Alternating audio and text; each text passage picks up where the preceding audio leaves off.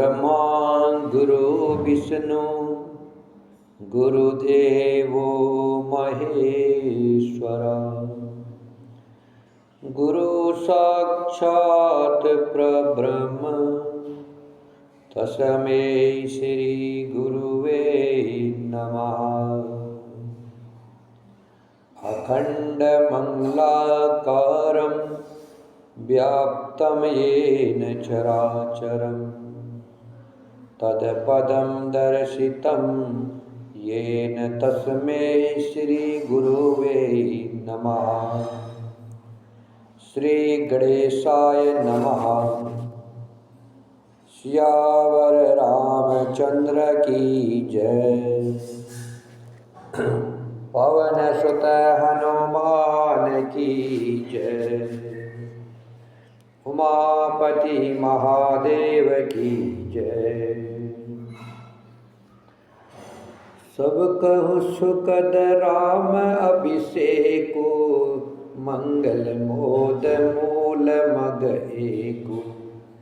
केहि विधि अवध चलहि रघुराव कहु समुझ सोई करयउ पार। सब सादर सुनि मुनिवर बानी नय परमारथ स्वारथ सानी। उतरन आव लोग भय भोरे तब सिरुनाय भरत कर जोरे। श्री राम जय जय राम। श्री राम जय जय राम। श्री राम जी का राज्याभिषेक सबके लिए सुखदायक है। मंगल और आनंद का मूल यही एक मार्ग है। अब श्री रघुनाथ जी अयोध्या किस प्रकार चले, विचार कर कहो, वही उपाय किया जाए। मुनि श्रेष्ठ वशिष्ठ जी की नीति परमार्थ और लौकिक हित में सनी हुई बाणी सबने आदर पूर्वक सुनी, पर किसी को कोई उत्तर नहीं आता। सब लोग विचार शक्ति से रहित हो गए। तब भरत ने सिर नवाकर हाथ जोड़े और कहा, सूर्यवंश में एक से एक अधिक बड़े बहुत से राजा हो गए हैं। सभी के जन्म के कारण पिता माता होते हैं और शुभ अशुभ कर्मों को विधाता देते हैं। आपकी आशीष ही एक ऐसी है जो दुखों का दमन करके समस्त कल्याणों को सज देती है, यह जगत जानता है। हे स्वामी, आप वही हैं जिन्होंने विधाता की गति को भी रोक दिया है। आपने जो निश्चय कर लिया है उसे कौन टाल सकता है। अब आप मुझसे उपाय पूछते हैं, यह सब मेरा अभाग्य है। भरत जी के प्रेममय वचनों को सुन करके गुरु वशिष्ठ जी के हृदय में प्रेम उमड़ आया और बोले, हे तात, बात सत्य है, पर है राम जी की कृपा से ही। राम विमुख को तो स्वप्न में भी सिद्धि नहीं मिलती। हे तात, मैं एक बात कहने में सकुचाता हूँ। बुद्धिमान लोग सर्वस्व जाता देख करके आधा छोड़ दिया करते हैं। अतः तुम दोनों भाई भरत शत्रुघ्न वन को जाओ और लक्ष्मण सीता और श्री रामचंद्र जी को लौटा दिया जाए। यह सुंदर वचन सुन करके दोनों भाई हर्षित हो गए। उनके सारे अंग परमानंद से परिपूर्ण हो गए। उनके मन प्रसन्न हो गए। शरीर में तेज सुशोभित हो गया, मानो राजा दशरथ जी उठे हो और श्री रामचंद्र जी राजा हो गए हो। अन्य लोगों को तो इसमें लाभ अधिक और हानि कम प्रतीत हुई, परंतु रानियों को दुख सुख समान ही थे। राम लक्ष्मण वन में रहे या भरत शत्रुघ्न, दो पुत्रों का वियोग तो रहेगा ही। यह समझकर वे सब रोने लगी। भरत जी कहने लगे, मुनि ने जो कहा वह करने से जगत भर के जीवों को उनकी इच्छित वस्तु देने का फल होगा। 14 वर्ष की कोई अवधि नहीं है। मैं जन्म भर वन में वास करूँगा। मेरे लिए इससे बढ़कर और कोई सुख नहीं है। श्री रामचंद्र जी और सीता जी हृदय की जानने वाले हैं और आप सर्वज्ञ तथा सुजान हैं। यदि आप यह सत्य कह रहे हैं तो हे नाथ, अपने वचनों को प्रमाण कीजिए, अर्थात उनके अनुसार व्यवस्था कीजिए। भरत जी के वचन सुनकर के और उनका प्रेम देखकर सारी सभा सहित मुनि वशिष्ठ जी विदेह हो गए। किसी को अपने देह की सुध न रही। भरत जी की महान महिमा समुद्र है। मुनि की बुद्धि उसके तट पर अबला स्त्री के समान खड़ी है। वह उस समुद्र के पार जाना चाहती है। इसके लिए उसने हृदय में उपाय भी ढूंढे, पर उसे पार करने का साधन नाव जहाज कुछ भी नहीं पाया। भरत जी की बड़ाई और कौन करेगा। तलैया के सीपी में भी कहीं समुद्र समा सकता है। मुनि वशिष्ठ जी के अंतरात्मा को भरत जी बहुत अच्छे लगे और वे समाज सहित श्री राम जी के पास आए। प्रभु श्री रामचंद्र जी ने प्रणाम कर उत्तम आसन दिया। सब लोग मुनि की आज्ञा सुनकर बैठ गए। श्रेष्ठ मुनि देश काल और अवसर के अनुसार विचार करके वचन बोले, हे सर्वज्ञ, हे सुजान, हे धर्म, नीति, गुण और ज्ञान के भंडार राम, सुनिए। आप सबके हृदय के भीतर बसते हैं और सबके भले बुरे भाव को जानते हैं। जिसमें पूर्ववासियों का, माताओं का और भरत का हित हो वही उपाय बतलाइए। मुनि के वचन सुनकर श्री रघुनाथ जी कहने लगे, हे नाथ, उपाय तो आपके ही हाथ है। आपकी रुचि रखने में और आपकी आज्ञा को सत्य कहकर प्रशंसा पूर्वक पालन करने में ही सबका हित है। पहले तो मुझे जो आज्ञा हो मैं उसी शिक्षा को माथे पर चढ़ाकर चलूं, उसी शिक्षा को माथे पर चढ़ाकर करूं। फिर हे गोसाई, आप जिसको जैसा कहेंगे वह सब तरह से सेवा में लग जाएगा, आज्ञा पालन करेगा।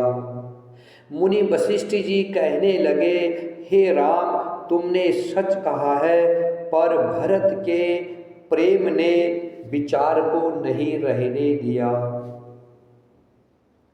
इसीलिए मैं बार बार कहता हूँ, मेरी बुद्धि भरत की भक्ति के वश हो गई है। मेरी समझ में तो भरत की रुचि रखकर जो कुछ किया जाएगा, शिवजी साक्षी है, वह सब शुभ ही होगा। पहले भरत की विनती आदर पूर्वक सुन लीजिए, फिर उस पर विचार कीजिए। तब साधु मत, लोक मत, राजनीति और वेदों का सार निकालकर उसी के अनुसार कीजिए।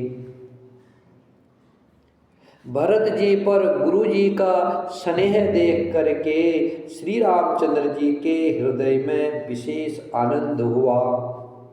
भरत जी को धर्म धुरंधर और तन मन वचन से अपना सेवक जान करके श्री रामचंद्र जी गुरु की आज्ञा के अनुसार मनोहर, कोमल और कल्याण के मूल वचन बोले। हे नाथ, आपकी सौगंध और पिताजी के चरणों की दुहाई है, मैं सत्य कहता हूँ कि विश्व भर में भरत के समान भाई कोई हुआ ही नहीं। जो लोग गुरु के चरण कमलों के अनुरागी हैं, वे लौकिक दृष्टि से भी और परमार्थिक दृष्टि से भी बड़भागी होते हैं।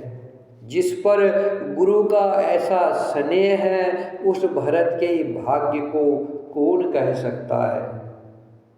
छोटा भाई जानकर भरत के मुँह पर उसकी बड़ाई करने में मेरी बुद्धि सकुचाती है, फिर भी मैं तो यही कहूँगा कि भरत जो कुछ कहे वही करने में भलाई है।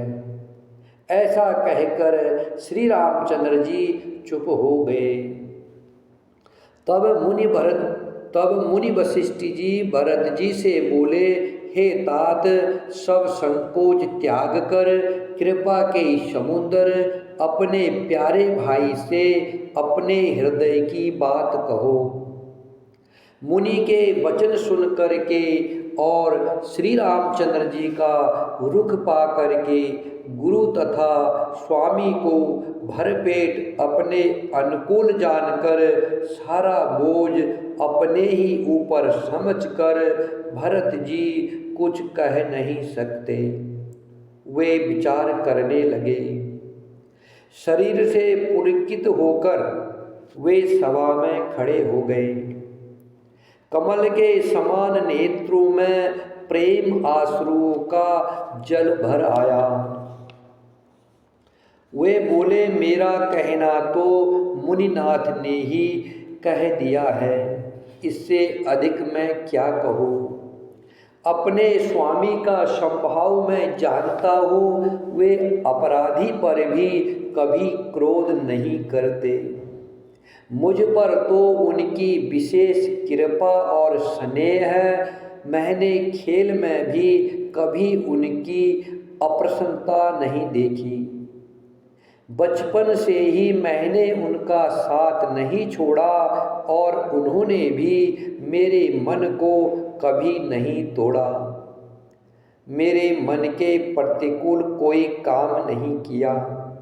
मैंने प्रभु की कृपा की रीति को हृदय में भली भांति देखा है, अनुभव किया है।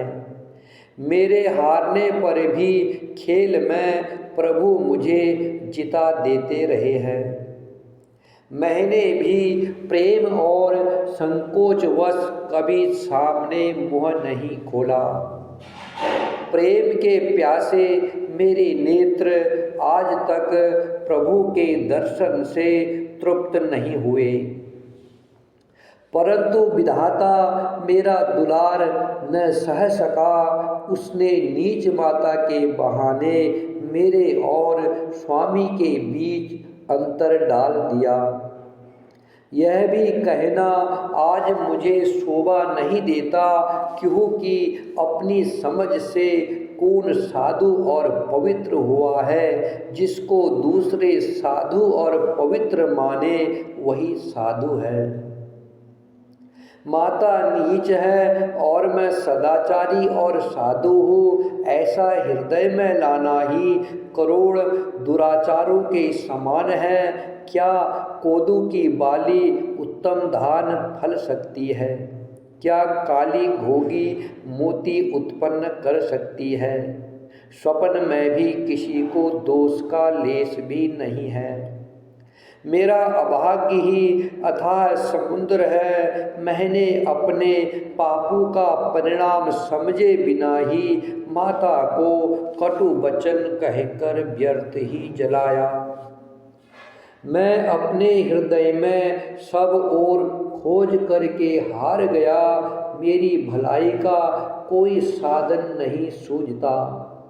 एक ही प्रकार से भले ही निश्चय ही मेरा भला है वह यह है कि गुरु महाराज सर्वसमर्थ है और श्री सीताराम जी मेरे स्वामी है। इसी से परिणाम मुझे अच्छा जान पड़ता है। साधु की सभा में गुरुजी और स्वामी के समीप इस पवित्र तीर्थ स्थान में मैं सत्य भाव से कहता हूँ, यह प्रेम है या छल कपट, झूठ है या सच, इसे सर्वज्ञ मुनि वशिष्ठ जी और अंतर्यामी श्री रघुनाथ जी जानते हैं। प्रेम के पर्ण को निभाकर महाराज का मरना और माता की कुबुद्धि दोनों का सारा संसार साक्षी है। माताएं व्याकुल है, वे देखी नहीं जाती। अवधपुरी के नर नारी दुसह ताप से जल रहे हैं। मैं ही इन सारे अनर्थों का मूल हूँ, यह सुन और समझकर मैंने सब दुख सहा है।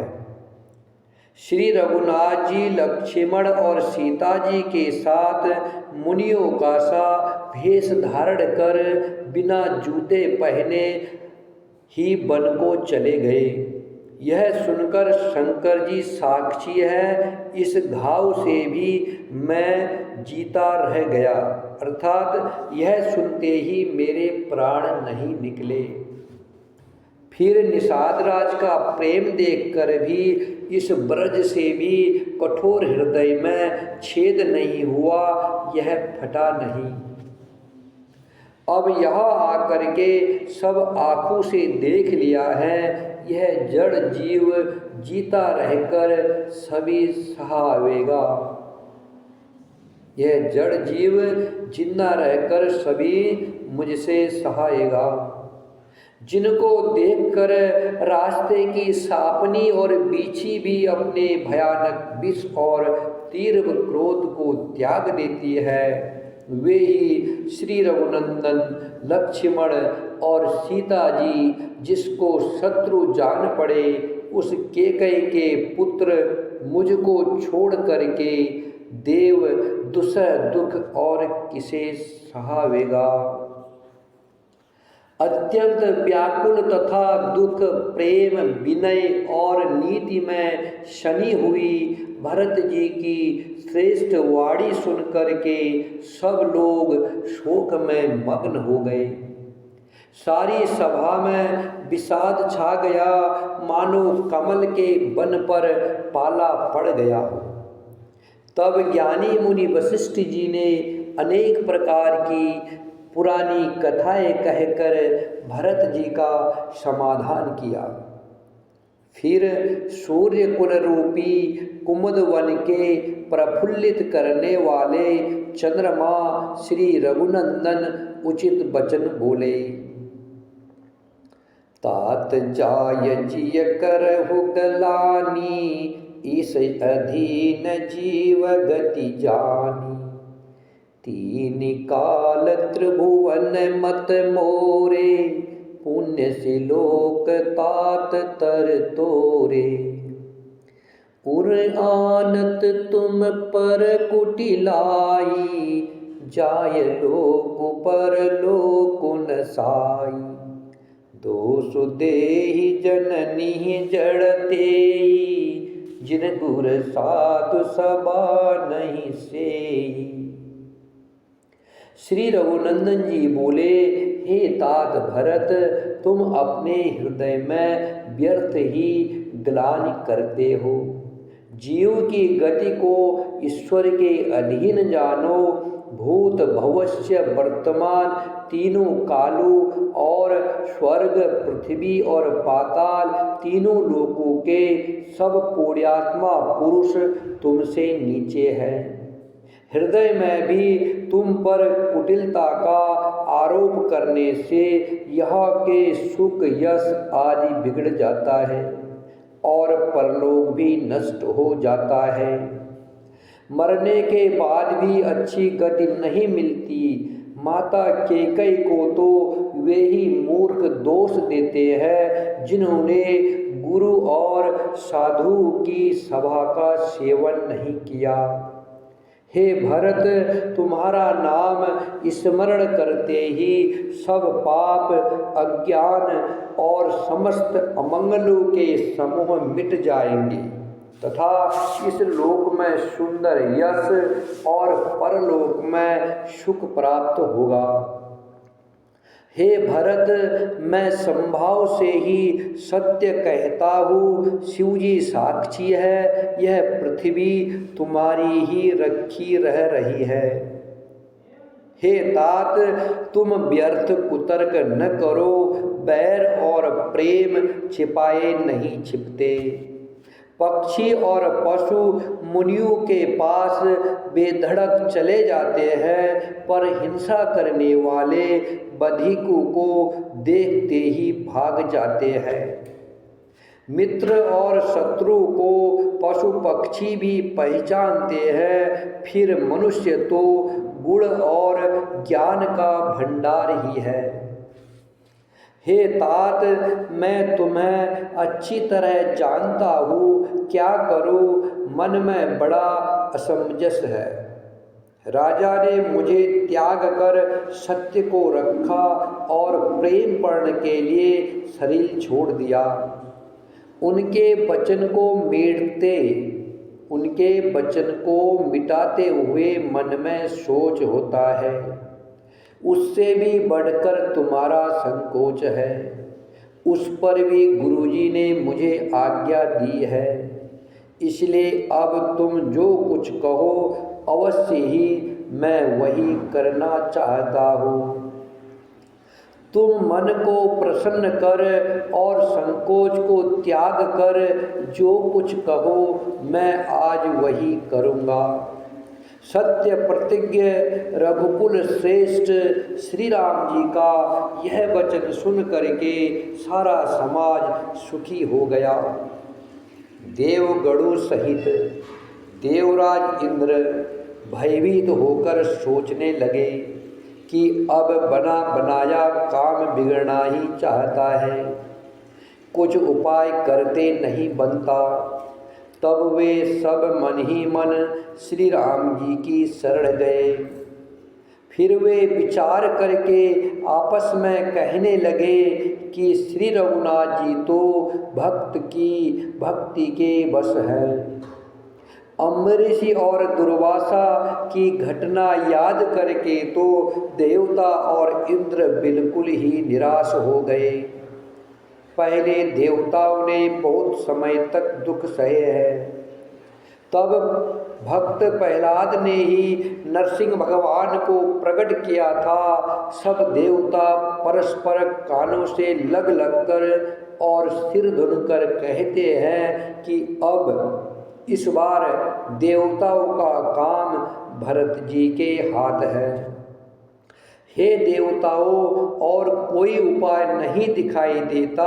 श्री राम जी अपने श्रेष्ठ सेवकों की सेवा को मानते हैं, अर्थात उनके भक्त की कोई सेवा करता है तो उस पर बहुत प्रसन्न होते हैं। अतएव अपने गुण और शील से श्री राम जी को बस में करने वाले भरत जी का ही सब लोग अपने हृदय में प्रेम सहित स्मरण करो।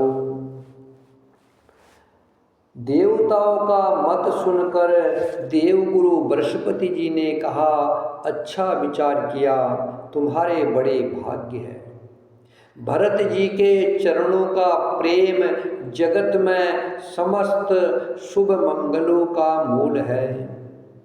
सीतापति सेवक सेवकाई, कामधेनु सय सरिस सुहाई। भरत भगति तुमरे मन आई, तजहु सोचु विधि बात बनाई। देखो देवपति भरत प्रभाऊ, सहज सुभाय पिबस रघुराऊ। मन थिर करऊ देव डरु नाही, भरत ही जानी राम परिछाही। सुनि सुर गुरु सुर सामत सोचो, अंतर जामी प्रभु ही सकोचो। निज सिर भारु भरत जिय जाना, करत कोटि विधि उर अनुमाना। हे देवराज, भरत जी का प्रभाव तो देखो। सीतानाथ श्री राम जी के सेवक की सेवा सैकड़ों कामधेनु के समान सुंदर है। तुम्हारे मन में भरत जी की भक्ति आई है तो अब सब सोच छोड़ दो, विधाता ने बात बना दी है। हे देवराज, भरत जी का प्रभाव तो देखो। श्री रघुनाथ जी सहज संभाव से ही उनके पूर्ण रूप से बस में है। हे देवताओं, भरत जी को श्री राम जी की परछाई जानकर मन स्थिर करो, डर की बात नहीं है। देवगुरु बृहस्पति जी और देवताओं की आपस का विचार और उनका सोच सुन करके अंतर्यामी प्रभु श्री रामचंद्र जी को संकोच हुआ। भरत जी ने अपने मन में सब बोझ अपने ही सिर जाना और हृदय में अनेकों प्रकार के विचार करने लगे। सब तरह से विचार करके अंत में उन्होंने मन में यही निश्चय किया कि श्री राम जी की आज्ञा में ही सबका कल्याण है। उन्होंने अपना प्रण छोड़ करके मेरा प्रण रखा है, यह कुछ कम कृपा और स्नेह नहीं किया, अर्थात अत्यंत ही अनुग्रह और स्नेह किया। श्री जानकीनाथ जी ने सब प्रकार से मुझ पर अत्यंत अपार अनुग्रह किया।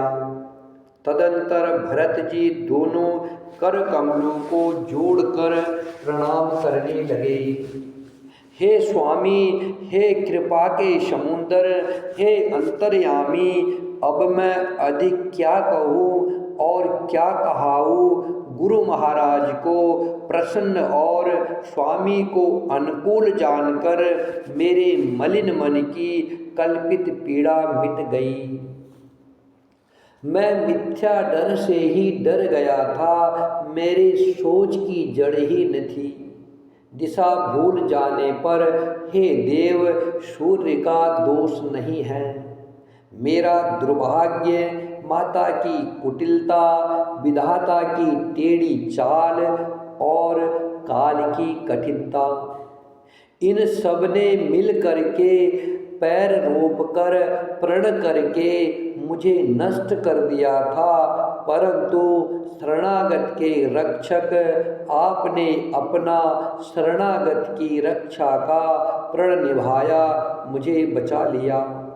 यह आपकी कोई नई रीति नहीं है, यह लोक और वेदों में प्रकट है, छिपी नहीं है।